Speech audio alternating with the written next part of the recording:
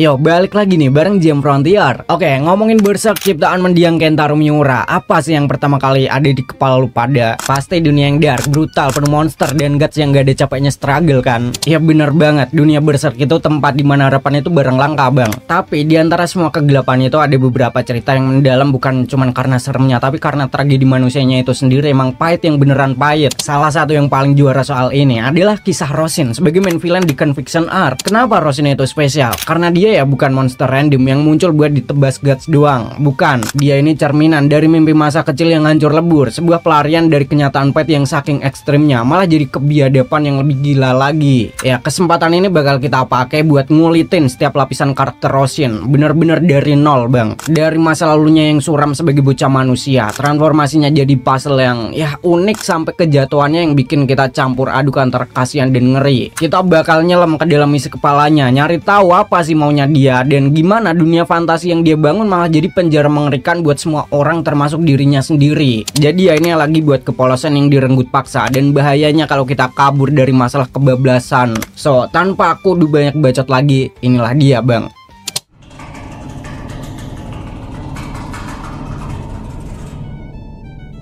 Gini, buat ngerti kenapa Roshin bisa jadi ratu elf yang aneh itu, kita harus balik dulu ke masa lalunya. Waktu dia masih jadi Roshin si anak kampung, dia lahir dan gede di desa miskin yang isinya cuma 3 hal: lapar, dingin, dan was-was karena perang.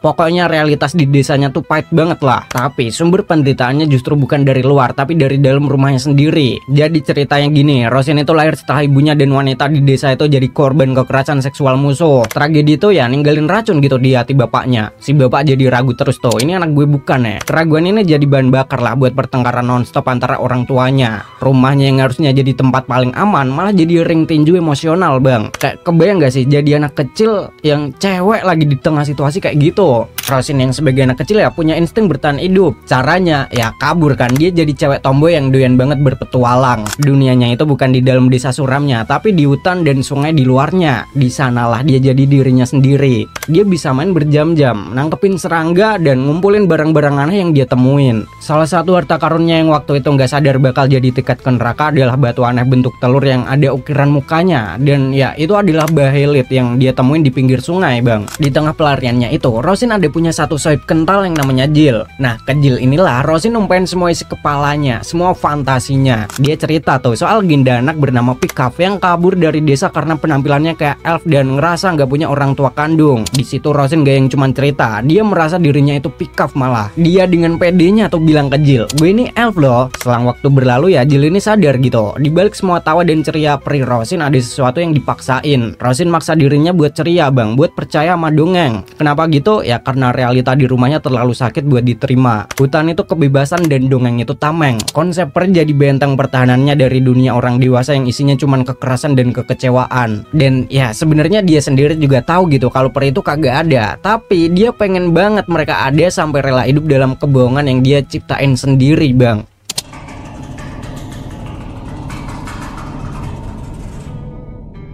Setiap pelarian pasti ada ujungnya. Buat Roshin, ujungnya datang di suatu malam yang mengubah segalanya. Dengan bekal delusi yang udah mendarah daging, dia nekat kabur beneran dari rumah bang. Tujuannya lembah berkabut, tempat yang katanya tanah para peri. Sebelum cabut nih, semua koleksi harta karunnya dia kasihin ke Jill tuh. Semuanya, kecuali satu, yaitu batu aneh yang berbentuk telur tadi bang. Dengan semangatnya, Roshin ini nyampe di situ. Ekspektasinya disambut peri-peri cantik, mungkin ada pesta teh gitu kan. Tapi realitanya ya sepi, kosong dan dingin. Gak ada peri, gak ada istana di situ, cuman dia sendirian. Ironisnya bahkan waktu tahu kebenaran udah nonjok mukanya, dia tetap kekeh sama fantasinya. Dia pokoknya harus percaya kalau keputusannya ini emang bener, biar dia nggak kelihatan kayak anak yang cuman kabur dari orang tua problematik. Tapi yang namanya realita emang suka kejem kan. Tim pencari dari desa termasuk bapak ibunya akhirnya nemuin dia. Ibunya ya ampun, dia kelihatan lega banget, tapi bapaknya jangan harap bang. Amarahnya langsung meledak. Dia nggak lihat anak hilang yang perlu dipeluk, tapi sumber malu yang harus dihukum. Bikin malu aja kamu, teriaknya. Satu desa repot nyariin kamu, kamu malahin enak-enakan di sini.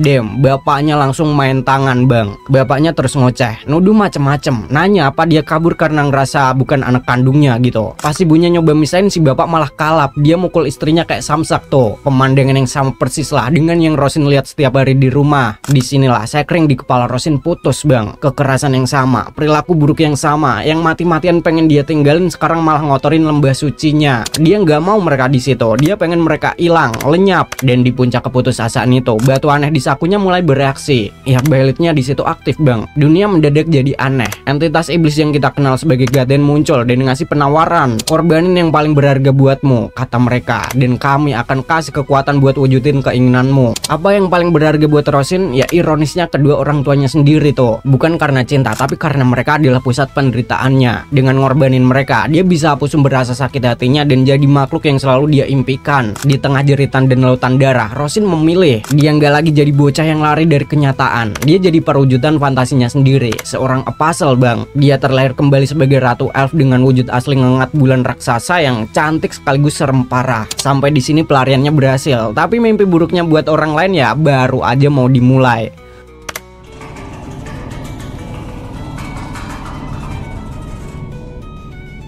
Dengan kekuatan barunya, Rosin menyulap lembah berkabut jadi kerajaannya sendiri. Dia ngasih gelar buat dirinya sendiri, yaitu Ratu para Elf. Tapi ya karena ini berserk bang, jangan bayangin kalau kerajaannya ini kayak di negeri dongeng Disney ya. Jauh, ini surga palsu yang dibangun atas body horror dan moralitas yang udah jungkir balik bang. Warganya anak-anak kecil yang dia culik dari desa-desa sekitar termasuk desanya sendiri tuh. Gila kan? Tapi di kepala Rosin yang udah rusak ini tuh bukan tindakan jahat gitu. Sebaliknya, dia malah ngerasa lagi berbuat baik. Logikanya gini, dunia manusia itu tempat sengsara. Anak-anak dipukulin, kelaparan, kedinginan. Terus kalau udah gede disuruh perang beneran. Dengan mengubah mereka, dia ngerasa lagi nyelamatin mereka dari takdir suram itu. Proses penyelamatannya ini horor abis lah. Rosin bisa ngubah anak jadi elf versinya, makhluk-makhluk serangga aneh gitu. Caranya anak-anak itu dibungkus pakai kepompong di sebuah tempat yang disebut tanah kemunculan. Begitu keluar, mereka bukan manusia lagi bang. Mereka jadi minion serangga yang setia sama dia. Mereka bisa terbang kuat dan yang paling penting gak lagi ngerasain sakitnya jadi manusia.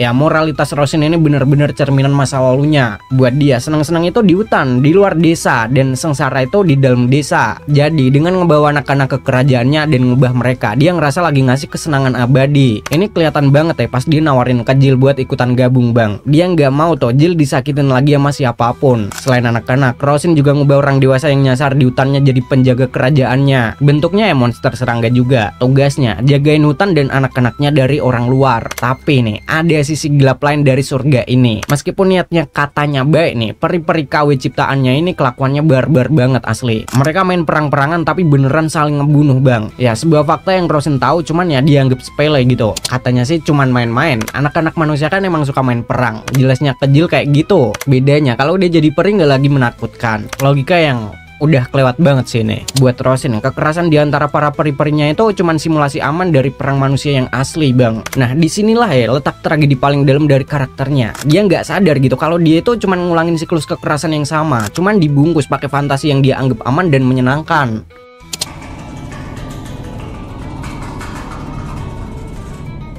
Namanya juga puzzle, cepet atau lambat pasti ketemu Guts kan. Pertemuan mereka ini benturan lah antara dua dunia yang sama-sama lahir dari trauma bang. Guts yang bawa realita kebrutalan versus Rosin yang cuman hidup dalam fantasi. Pertama kali mereka ketemu, Guts nemuin kelompok peri Rosin di lumbung. Tanpa banyak ngomong, Guts bakar itu lumbung bang. Tindakan Guts yang satset ini mancing si Rosin keluar tuh. Pertarungan pun tak terelakkan. Rosin berhasil ngancurin Guts dan hampir menang. Tapi momen pentingnya adalah pas Jill muncul. Ngeliat sohibnya, Rosin langsung berhenti nyerang bang. Ini bukti ya kalau sedikit sisi manusianya masih ada. Besokannya Rosin nyamperin si Jill, ngajak ke lembah berkabut ke surganya. Guts ya sempat ngalangin di situ, sempat nebas sayap Rosin dikit, tapi Rosinnya keburu kabur bawa Jill terbang. Pas terbang inilah kita bisa lihat daya tarik dunia Rosin. Dari atas sih dunianya kelihatan damai. Rosin nawarin tuh ke Jill kesempatan buat bisa terbang terus asal mau jadi kayak dia. Sifat posesifnya kelihatan. Dia meluk Jill erat banget sambil bilang kalau Jill itu miliknya. Tapi di saat yang sama ada rasa peduli tulus di situ, yang dimana bang dia ini beneran pengen ngelindungin Jill gitu.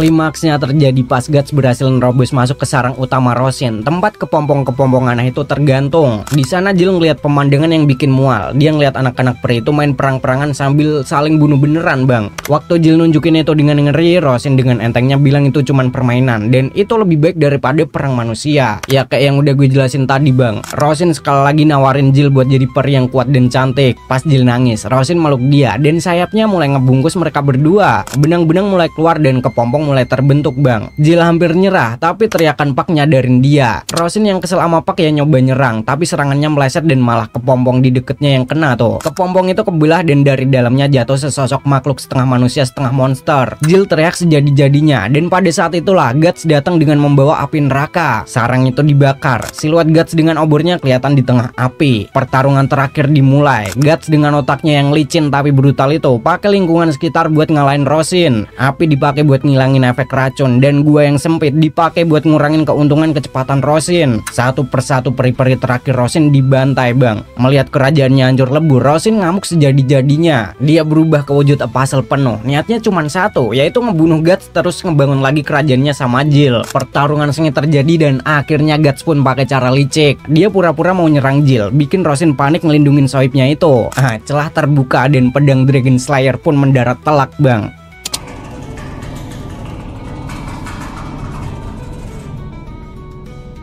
Tebasan Guts nggak langsung bikin Rosin mati. Dia balik ke wujud manusia yang kecil. Tangannya putus sebelah, badannya hancur. Di momen-momen terakhirnya, kabut delusinya mulai hilang. Dia mulai inget semuanya lah. Dia inget gimana dia jadi apostle. Inget pengorbanan mengerikan yang udah dia lakuin. Dengan napas yang tersenggal-senggal, dia diam-diam minta maaf ke orang tuanya. Pas Jill lari nyamperin nih, Rosin ngucapin pengakuan yang paling nyesek bang.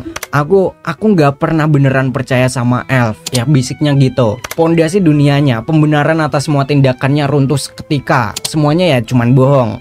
Disinilah Pak si Elf asli ngelakuin satu kebaikan. Dia ngenalin diri dan bilang kalau kaumnya ya emang pernah tinggal di situ dulu. Sesaat Rosin dapat ketenangan. Fantasinya ternyata nggak 100% bohong bang. Lalu ketika kesatria rantai besi suci datang dan Guts diusir, Rosin yang udah ngaco pakai sisa tenaganya buat terbang terakhir kali. Tujuannya pulang ke orang tuaku. Tapi ya jelas itu nggak mungkin kan. Beberapa saat kemudian badannya nyerah. Dia jatuh dari langit dan tewas dengan ingatan terakhir soal momen bareng bapak ibunya sebelum semuanya jadi neraka bang. Ya sebuah akhir yang bener-bener pilu. Beberapa waktu kemudian Skullnet datang ngambil Byleth milik Rosin dan siklus penderitaan di dunia Berserk terus berlanjut.